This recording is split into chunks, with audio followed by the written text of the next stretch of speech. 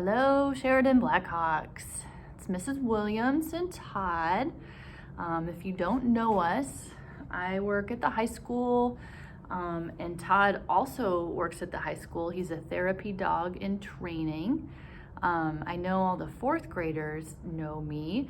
I wanted to shout out to my fourth graders. I miss you guys so much this semester. So Todd and he's going to take a break, but I'm going to.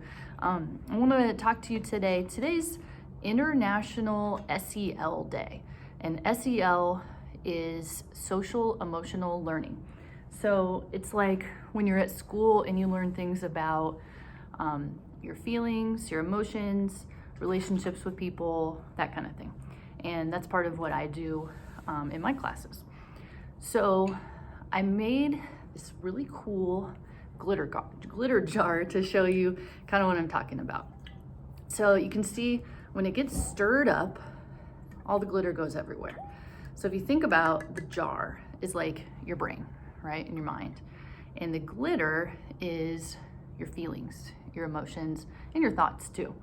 So when it's all shook up, right, when you're feeling kind of stressed out, your thoughts and your feelings are all over the place, right? It's all cloudy, you can't really see clearly.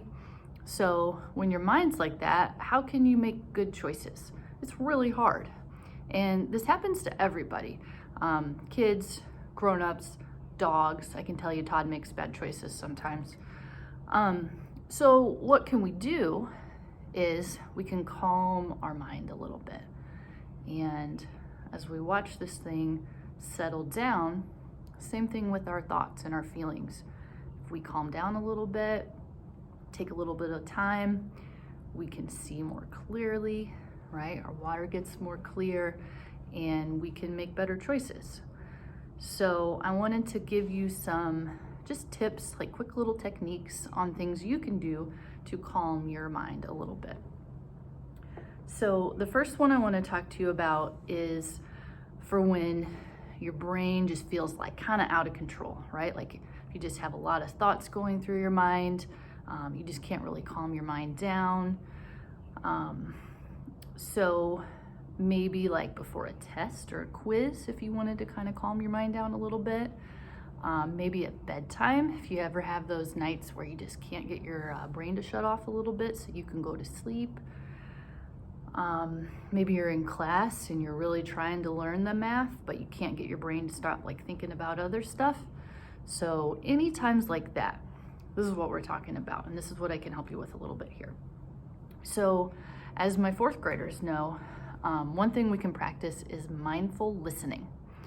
So all you do is you sit really still. Try it with me, okay? So sit really still. And then we listen. And all we think about is what we hear. So let's do that together, just for a few seconds, okay? So sit really still. Just listen.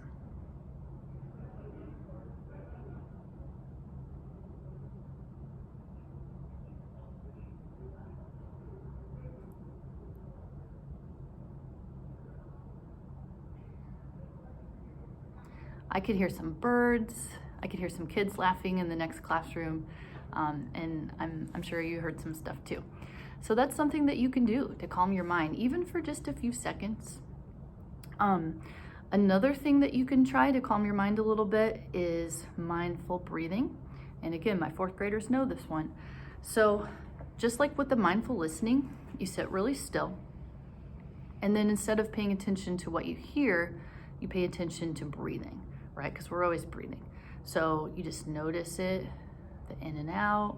You might notice like your body moving a little bit as you breathe, and you just focus your attention on breathing. So let's try that for a few seconds too. So we're just really still, and we just pay attention to our body breathing.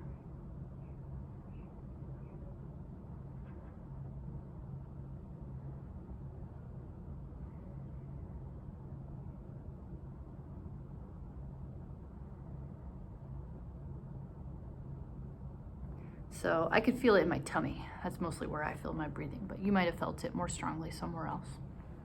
So either of those things, right? The listening, the breathing, We call them mindful listening, mindful breathing, because we're just paying attention to them.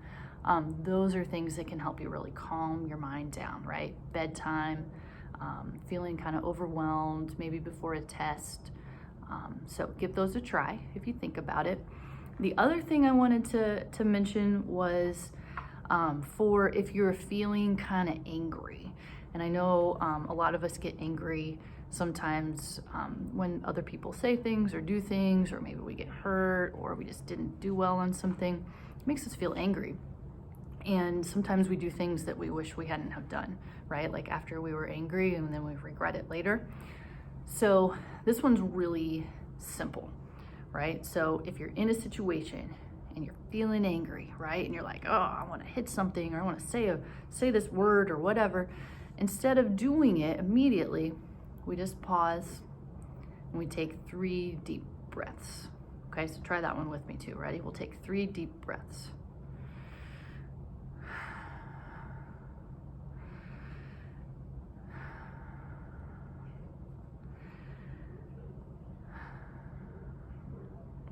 And I know it seems really simple, but it really works.